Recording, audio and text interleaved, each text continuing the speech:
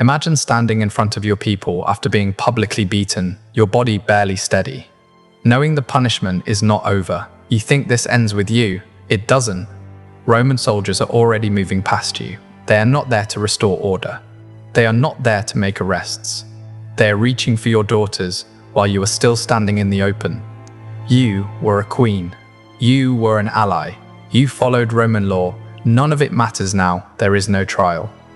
There is no charge. This is happening in public, where everyone can see it. The crowd has gone silent, not because they are confused, but because they know exactly what is about to happen. This is where Rome expected you to submit. This is where a mother was supposed to break. This isn't fiction, this happened. Roman historians recorded it using the fewest words possible because even by Roman standards, what followed was difficult to write down. By the end of that day, Rome believed Britain had been broken.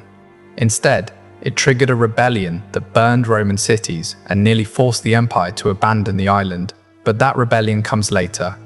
Before Britain burned, Rome had already perfected how to deal with defeated queens. And this is where that lesson begins.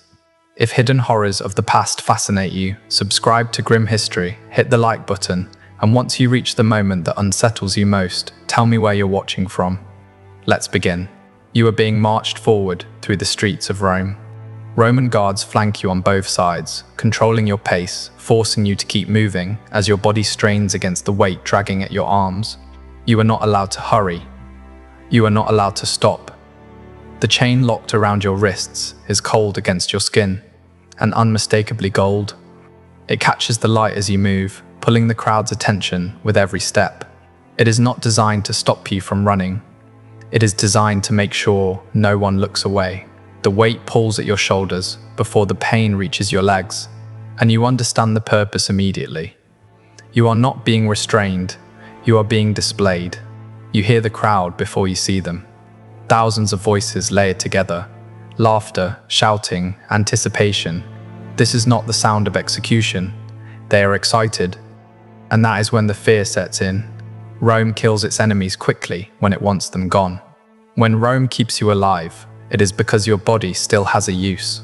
You lower your eyes, not in submission, but because whatever waits at the end of the road has already been decided. You just don't know what it is yet. Waiting is part of the punishment. Then the perspective widens. This isn't just you. This happened to Queen Zenobia of Palmyra. In 272 CE, the Roman legions finally caught her. For years, Zenobia had done what no Eastern ruler dared. She challenged Rome openly. She carved out an empire stretching from Egypt through Syria and into Anatolia.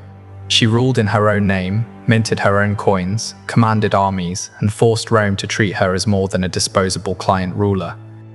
When Emperor Aurelian marched east, it was not to negotiate. It was to erase her. Zenobia knew how Roman wars ended. She had seen the triumphs. She knew what happened to defeated kings. When her final army collapsed near Antioch and her last escape toward Persia failed, she did not expect mercy. She expected execution. Instead, Roman soldiers surrounded her and did not raise their swords. That alone was terrifying. Rome spared enemies only when it had something to gain. And Zenobia was valuable, not as a woman, not as a queen, as a symbol. Aurelian had crushed a defiant empire. Now he needed Rome to see it. Zenobia was placed in custody, but not comfort. Days passed, then weeks. She was moved between guards and holding rooms, watched, isolated. No sentence was announced, no charge was read. Under Roman law, the moment her army fell, Zenobia ceased to exist as a legal person. Defeat did not mean punishment. It meant transformation. The ius gentium, Rome's so-called law of nations, held that anyone captured in war became property. Free people became possessions the moment defeat was declared. Titles evaporated. Crowns meant nothing. A queen now had no more legal standing than the lowest soldier taken alive on the battlefield. And Rome did not explain what would happen next.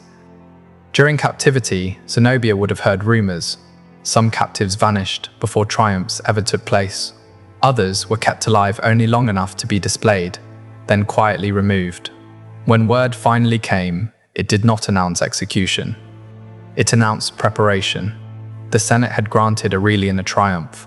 This was the moment Zenobia understood what Rome intended to do with her. A Roman triumph was not simply a parade. It was a public ritual of domination. It turned conquest into spectacle. And at its center were always the defeated.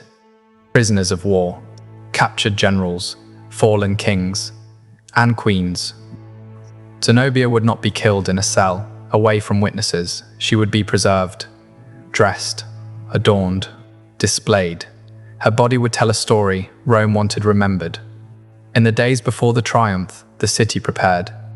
Banners were raised, statues cleaned, streets cleared from the Field of Mars, through the Forum and up toward the Capitoline Hill. Nearly 4 kilometers of exposure, 4 kilometers of faces. Chains were commissioned specifically for Zenobia. Not iron, gold, heavy, decorative. Impossible to ignore. They were not meant to stop escape. Rome knew she would not run. They were meant to turn the wealth she once commanded into the instrument of her humiliation. As the day approached, the city buzzed. Crowds speculated. Would Aurelian execute her at the end? Would she be dragged away mid-route? Would she vanish beneath the Capitoline, swallowed by the prison carved into the rock below? No one knew. Some captives completed the walk and lived. Others were diverted quietly before the final ascent. That possibility weighed heavier than the chains themselves. Zenobia, according to later accounts, held herself with composure. She did not beg. She did not collapse. She did not scream. That restraint unsettled the Romans, because Rome expected defeated queens to break. Zenobia's survival was not guaranteed. It was being evaluated. Her life hung not on justice, but on usefulness. And she was not the first woman to learn this.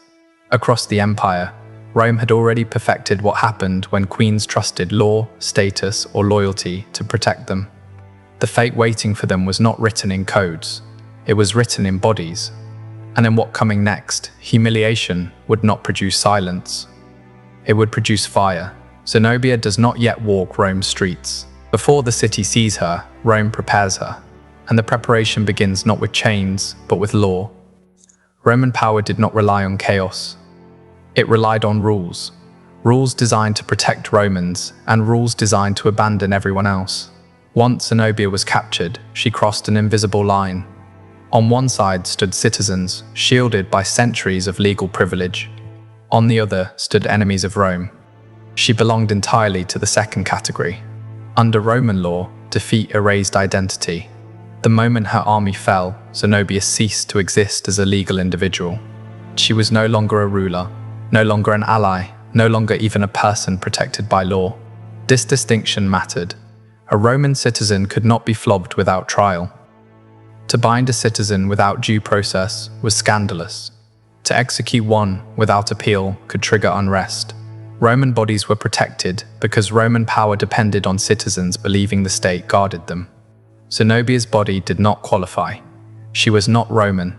She was not a citizen. She was not, legally speaking, a queen anymore. Roman officials understood exactly what that allowed them to do. While Zenobia waited, confined and watched, Rome decided how to use her. Not whether she would live or die, that would come later, but how she would be transformed into a lesson.